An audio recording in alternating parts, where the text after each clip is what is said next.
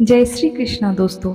आज हम एक राजा, रानी और मोर मोरनी की कहानी सुनेंगे। दोस्तों, एक जंगल में एक मोर और मोरनी रहती थी।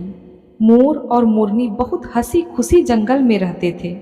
एक दिन मोरनी मोर से कहती है, हे प्रिय, हमें यहाँ से चलना चाहिए।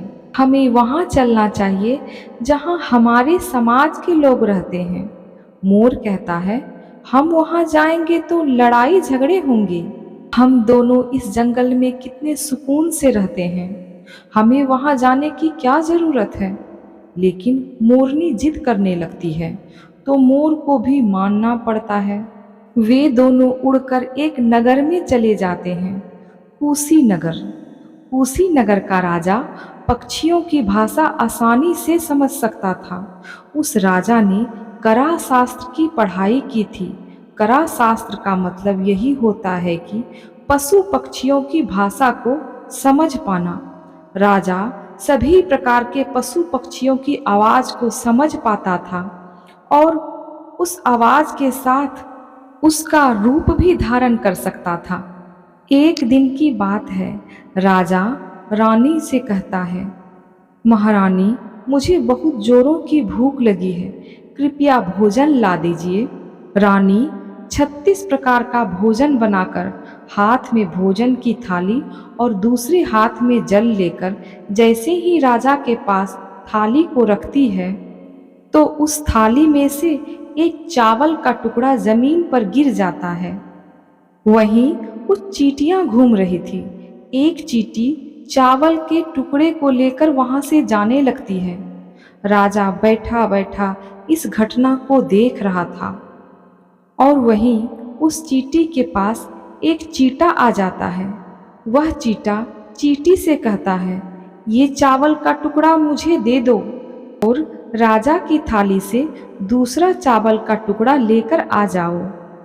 उनकी बातों को राजा पूरी तरह से सुन रहा था और समझ भी रहा था, क्योंकि राजा जानवर पशु पक्षियों की भाषा को अच्छे तरह से समझ सकता था। चींटी चीता से कहती है, मैं नहीं जाऊंगी। अगर यह बात राजा को पता चली तो वह मुझे मार देगा। फिर चीता चींटी से कहता है, तुम जाओ, राजा को नहीं पता चलेगा। फिर चींटी जाने की कोशिश करती है, लेकिन आधे रास्ते से वापस आ जाती है और चीता से कहती है, नहीं नहीं, मैं मारी जाऊंगी। राजा को पता चल जाएगा तो वो मुझे मार ही डालेगा। राजा उन दोनों को ही देख रहा था। अब चीता को यह बात का आभास हो जाता है कि राजा हमारी बात समझ रहा है। अब चीता चींटी से कहता है, देखो, लगता है राजा हमारी बात समझ रहा है। राजा ने हमारी सारी बातें सुन ली, इसलिए तो वह हमें ही देख रहा है। चींटी चीता से कहती है, अगर राजा हमारी बात सुन लिया है और अगर वह यह बात किसी और को बताएगा तो वह पत्थर का बन जाएगा। राजा चींटी और चीता की बात को बखूबी सुन रहा था और समझ रहा था। इस बात को राजा सुनकर हंसने लगता है। उसी समय रानी रसोई से बाहर आ जाती है और राजा को हंसते हुए देखकर सोचने लगती है कि शायद मुझसे कोई गलती हुई है, इसलिए राजा साहब इतने हंस रहे हैं। रानी राजा के पास जाकर पूछती है, महाराज, क्या मुझसे कोई गलती हुई है जो आप इतने जोर जोर से हंसे जा रहे हैं? राजा रानी से कहता है, नहीं नहीं, ऐसी कोई बात नहीं है, मुझे तो बस यूं ही हंसी आ गई। रानी जिद करने लगती है और कहती है, आप मुझे बताना नहीं चाहते, पर आपको बताना ही पड़ेगा कि आप क्यों हंस रहे थे। राजा बार बार मना करता है, क्योंकि राजा को पता था कि अगर वह चींटी वाली बात किसी और को बताएगा तो वह पत्थर का बन जाएगा। इसलिए राजा रानी को चींटी वाली बात नहीं बताना चाहता था। लेकिन रानी बार बार जिद करती है और कहती है, आपको मुझे बताना ही पड़ेगा कि आप क्यों हंस रहे थे। अगर आप मुझसे सच्चा प्रेम करते हैं, अगर आप मुझे अपना मानते हैं तो आपको मुझे यह बात बतानी ही पड़ेगी कि आप क्यों हंस रहे थे। अब राजा धर्म संकट में पड़ जाता है। राजा सोचता है, अगर रानी को बात नहीं बताऊंगा तो उनका विश्वास उठ जाएगा। अगर मैं रानी को चींटी वाली बात बताता हूँ तो मैं पत्थर का बन जाऊंगा।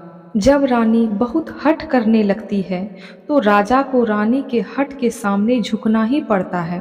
और राजा रानी से कहता है, अगर मैं वह बात आपको बताऊंगा तो आपको बाद में बहुत पछताना पड़ेगा।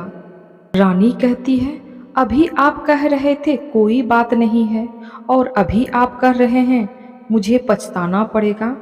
अब रानी कहती है, जरूर कोई तगड़ी बात है, आपको जरूर बतानी पड़ेगी। और रानी अब और ज्यादा जिद करने लगती है। तब राजा कहता है, ठीक है, अगर आप नहीं मान रही तो चलिए मैं किसी जंगल में जाकर यह बात बताऊंगा। अब राजा रानी रथ पर सवार होकर जंगल के लिए निकल जाते हैं। जैसे ही वे घनघोर जंगल में पहुंच जाते हैं, तब राजा रानी को सारी बात सुनाने लगता है। जैसे ही राजा रानी को थोड़ी थोड़ी बातें सुनाता जा रहा था, वैसे ही वह धीरे धीरे पत्थर का बनता जा रहा था। राजा ने जैसे ही आधी बात रानी को बताई तो राजा आधा पत्थर का हो गया था। राजा फिर रानी से कहता है, मैं धीरे धीरे पत्थर का बनता जा रहा हूँ। रानी फिर जिद करने लगती है, राजा साहब, थोड़ी सी तो बात बची है, आप उसे भी सुना दीजिए ना। राजा अब पूरी बात बता देता है और राजा अब पूरी तरह से पत्थर बन जाता है। रानी के जिद के कारण राजा पत्थर बन जाता है। रानी रोने लगती है। रानी उस पत्थर को हिलाने की कोशिश करती है, लेकिन भारी भरकम पत्थर कैसे हिला पाती। अब रानी सर पटक पटक कर रोती है, छाती पीटती है, विलाप करती है और सभी जीव जंतुओं से मदद की गुहार लगाती है। यह सब कहानी मोर मोरनी देख रहे थे। रानी को रोते देखकर मोर मोरनी को दया आ जाती है। मोर मोरनी से कहता है, देखा आपने, हठ के कारण राजा को पत्थर का बनना पड़ा और आपके हठ के कारण मुझे यहाँ आना पड़ा। कितनी हंसी खुशी से हम दोनों जंगल में रह रहे थे। अब मोरनी मोर से कहती है, स्वामी, रानी बहुत दुखी है, हमें इसकी सहायता जरूर करनी चाहिए। इतना विलाप कर रही है, हम ज़्यादा सहायता तो नहीं कर सकते, लेकिन कम से कम उसको धीरज तो दे ही सकते हैं। यही सोचकर मोर मोरनी उस रानी के पास जाते हैं और जाकर रानी से कहते हैं, रानी साहिबा, जो हुआ बहुत गलत हुआ, लेकिन आप जरा धीरज रखिए, अपने आप को थोड़ा संभालिए। आपके पीछे पूरा राज्य है, राजा तो पत्थर का हो चुका है, अब अपने राज्य का कारोबार भी आपको ही संभालनी है। रानी मोर मोरनी की बात सुनने के बाद कहती है, भाई मोर मोरनी, मैं अपने आप को कैसे संभालूं, मेरा संसार उजड़ गया है, मेरा पति परमेश्वर अब पत्थर का बन चुका है, अब मैं क्या करूं। रानी की बात सुनकर मोरनी के मुख से निकल जाता है कि राजा पत्थर का कैसे बन गया। रानी वही बात मोरनी को बताने लगती है जो राजा ने चींटी वाली बात रानी को बताई थी, और रानी भी धीरे धीरे पत्थर की बन जाती है। अब राजा रानी दोनों पत्थर के बन जाते हैं। तब मोर मोरनी बहुत दुखी हो जाते हैं और चिंतित हो जाते हैं कि हम भी अब खतरे में हैं। मोर मोरनी से कहता है, वही चींटी वाली बात के कारण राजा पत्थर का हो चुका है और अब उसी चींटी वाली बात के कारण रानी भी पत्थर की हो चुकी है। तब मोर मोरनी से कहता है, तुम्हारे मुख में तो कोई बात रहती नहीं। अब डर कर मोरनी कहती है, हम यहाँ से कहीं दूर चले जाएंगे। मोर कहता है, हम धरती के किसी कोने में चले जाएं, यह बात हमारा पीछा नहीं छोड़ेगी। यह खतरा हमेशा हमारे ऊपर मंडराता रहेगा। अगर जाने अनजाने हमारे मुख से चींटी वाली बात निकल गई तो हम दोनों भी पत्थर के हो जाएंगे। इसी बात को लेकर मोर मोरनी बहुत दुखी हो जाते हैं। रात दिन सोच सोच कर वे ना तो भोजन करते हैं, ना ही चैन से सो पाते हैं। उसको हमेशा यही दुख सताता है कि कहीं हमारे मुख से चींटी वाली बात निकल ना जाए। यदि हमारे मुख से चींटी वाली बात भूल कर भी निकल गई तो हम दोनों पति पत्नी भी पत्थर के हो जाएंगे। यही सोचकर दोनों ने दिमाग लगाया कि यदि हम सृष्टि से सारे चींटियों को खत्म कर दें, केवल तभी यह संकट हमेशा के लिए खत्म हो सकता है। और अब मोर मोरनी सभी चींटियों को मार कर खाना शुरू कर देते हैं। मोर मोरनी का इतना आतंक हो गया था कि सभी चींटियां डर के मारे बिल के अंदर जाकर छिप गई। मोर मोरनी निगरानी रखते थे, कहीं भी चींटी दिखती तुरंत दबोच लेते। मोर मोरनी के आतंक से कोई भी चींटी अपने बिल से बाहर नहीं आ पाते थे। सभी चींटियां जमीन के अंदर जाकर बैठ जाती है। काफी समय बीतने के बाद चींटियों को भूख सताने लगती है, क्योंकि भोजन अंदर तो मिलता नहीं। भोजन के लिए उसे बिल से बाहर निकलना ही पड़ेगा, और जैसे ही भोजन के लिए वे बाहर आते तुरंत मोर उन्हें मार कर खा जाते। अब चींटी चीटा भोजन के मारे तड़पते हुए भगवान श्री हरि विष्णु का जोरदार भजन करने लगते हैं। भजन करते करते उन्हें मालूम ही नहीं रहता कि वे कहाँ हैं, किस हाल में हैं। घोर तपस्या में लीन होकर वे भक्ति करते रहते हैं। और अब अंत में भगवान विष्णु प्रसन्न होकर चींटी चीटा को दर्शन देते हैं। भगवान विष्णु चींटी चीटा से कहते हैं, तुम्हें जो मांगना है मांग सकते हो, हम तुम्हारी भक्ति से प्रसन्न हैं। क्योंकि चींटी और चीटा निरंतर भक्ति कर रहे थे। उन्होंने ना जल ग्रहण किया था, ना भोजन ग्रहण किया था, इसलिए भगवान विष्णु बहुत जल्दी ही प्रसन्न हो गए थे। चींटी और चीटा ना जाने कितने दिनों से भूखे और प्यासे थे। उन्होंने भगवान विष्णु से कहा, हे प्रभु, अगर आप मुझे वर देना ही चाहते हैं तो हमारे पेट में गांठ लगा दीजिए। उन्होंने सोचा, अगर हमारा पेट ही नहीं रहेगा तो हमें भूख नहीं लगेगी और हमें बाहर नहीं जाना पड़ेगा, तब मोर भी हमें मारकर नहीं खा पाएंगे। और तब भगवान विष्णु कहते हैं, तथास्तु, और चींटियों के पेट में गांठ लग जाती है। आज भी चींटियों के पेट में गांठ लगी हुई है। फिर चींटी चीटा भगवान विष्णु से कहते हैं, हे प्रभु, हमारे पेट में तो गांठ लग गई है, लेकिन अभी भी हमें मोर मोरनी का खतरा है। मोर मोरनी हमारे इंतजार में अभी भी ऊपर जमीन पर बैठे हैं। वे लोग हमें जैसे ही देखेंगे हमें मारकर खा जाएंगे। तब भगवान विष्णु चींटी चीटा को मोर मोरनी के सामने ले जाते हैं और मोर मोरनी से कहते हैं, अब तुम दोनों चींटियों का शिकार करना बंद कर दो। इसमें चींटियों का कोई दोष नहीं है। जो दोषी था वो राजा था। राजा ने करा शास्त्र की पढ़ाई की थी और वह सभी जीवों के भाषा समझने में सक्षम था और उसका रूप भी बदलने में सक्षम था। राजा उन सभी पशु पक्षियों का रूप धारण किया करता था। पशु पक्षियों का रूप धारण कर वह उसके साथ संभोग किया करता था, और जब वह पशु पक्षी गर्भ धारण करते थे तो उन्हें छोड़कर इंसान बन जाता था और फिर ऐसे पशु पक्षियों पर जोर जोर से हंसता था। राजा के इसी मूर्खता के कारण आज वह पत्थर बना पड़ा है। मोर मोरनी कहते हैं, हे प्रभु, फिर उसकी रानी का क्या दोष था? भगवान श्री विष्णु कहते हैं, उसकी पत्नी भी उसके साथ पाप की भागीदारी है, क्योंकि उसकी पत्नी अगर उसको रोकती तो वह इतना बड़ा पाप नहीं करता। इसलिए रानी भी आज पाप की भागीदारी है और आज पत्थर बन चुकी है।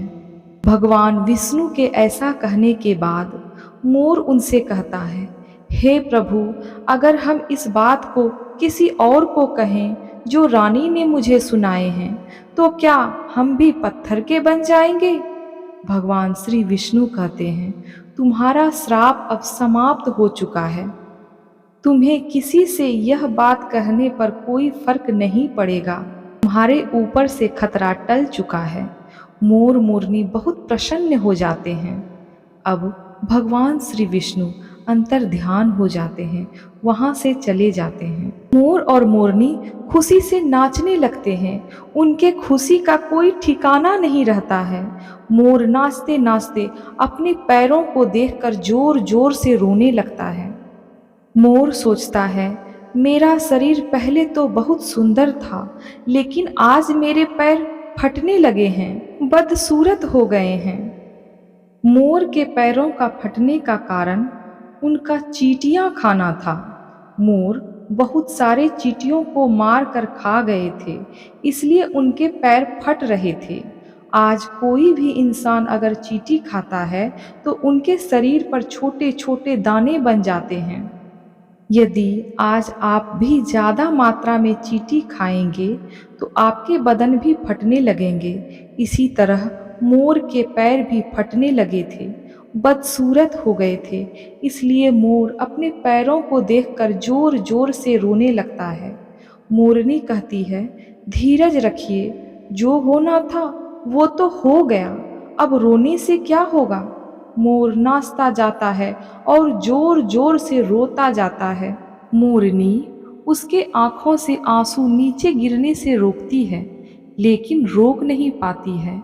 वह एक एक आंसू को उठाती है और अपने मुख में रखने की कोशिश करती है, लेकिन कितना मुख में रख पाती।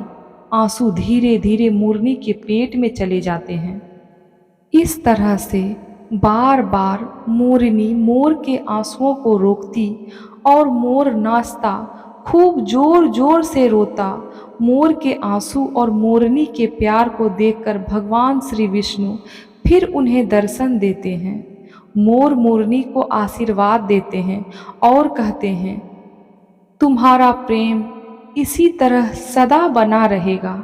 इस आशीर्वाद की वजह से मोर मोरनी कभी संभोग नहीं करते हैं, क्योंकि मोर नाचता है। उसके आंसुओं को मोरनी गिरने से रोकती है और चुगती है, और इसी कारण मोरनी गर्भवती हो जाती है। भगवान विष्णु मोर मोरनी को आशीर्वाद देते हैं और कहते हैं, तुम धन्य हो। एक ऐसा समय आएगा जब तुम्हारे पंखों को मैं मुकुट में धारण करूंगा। इसलिए कहते हैं कि जब श्री कृष्ण के रूप में भगवान श्री विष्णु धरती पर आते हैं तो उन्होंने मोर पंख को अपने मुकुट में धारण किया। दोस्तों, अगर यह कहानी आपको अच्छा लगा तो लाइक, शेयर और कमेंट करें। अगर आप हमारे चैनल पे नए हैं तो प्लीज़ हमारे चैनल को सब्सक्राइब करें और बेल बटन दबा दें, ताकि हमारे अगले वीडियो का नोटिफिकेशन आपको मिल सके। इस वीडियो को पूरा देखने के लिए आपका बहुत बहुत धन्यवाद।